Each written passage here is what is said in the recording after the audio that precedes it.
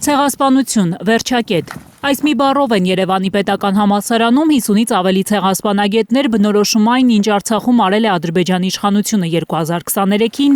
դրանից առաջ ու հիմա։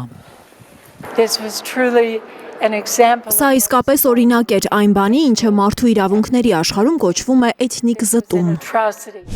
Դատապարտելի է միջազգային ցեղասպանագետների համար, որ Արցախում էթնիկ զտումներ իրականացրած Ադրբեջանի իշխանությանը միջազգային դատարանները որևէ պատասխանատվության չեն ենթարկում։ Դա է պատճառը, որ ավելի են երկարում Ալիևի ձեռքերը օկուպացված Արցախում։ Արցախում ապրող 120,000 մարդիկ սովամահ էին լինում, ողբերգություն, որ չի կանխվում։ Միջազգային քրեական դատարանի նախկին գլխավոր դատախազը դա անվանել է ցեղասպանություն։ Ցեղասպանություն, որ կանխամտածված արվել է մարդկանց սովամահ անելու ճանապարհով։ Ցավալին այն է, որ աշխարհը թույլ է տալիս ատելություն սերմանող կառավարիչները շարունակեն իրենց գործը։ Միացյալ Նահանգներում 20 տարի գործող աշխարհն առանց ցեղասպանության կազմակերպության հիմնադիր Էլեն Քենեդիին մտահոգում է, որ աշխարհի աչքի առաջ հիմա էլ Բաքուն Արցախում շարունակում է սպիտակ եղեռնը։ Հենց այսօր են համացանցում հայտնվել կադրեր, որոնցում երևում է ադրբեջանցիները հիմա էլ վանդալիզմի են ենթարկել Մարտակերտում գտնվող Երից մանկանց վանքը։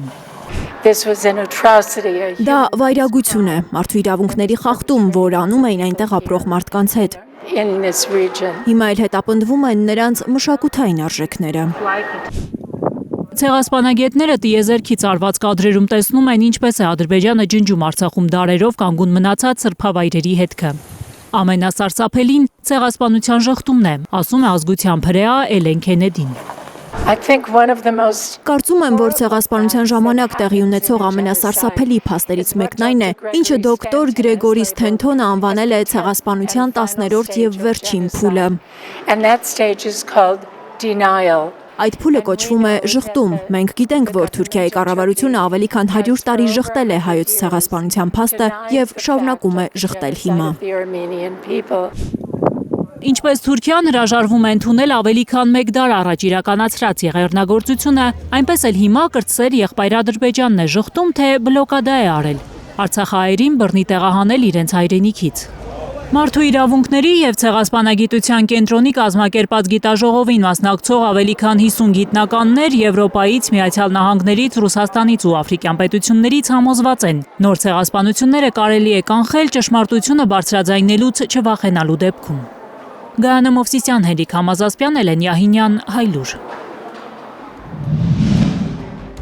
Հայաստանում եւ աշխարհում տեղի ունեցող իրադարձությունների մասին առաջին իմանալու համար բաժանորդագրվեք մեր ալիքին, սեղմեք զանգակը, որ բաց չթողնեք ամենահրատապը, ամենակարևորն ու հետաքրքիրը։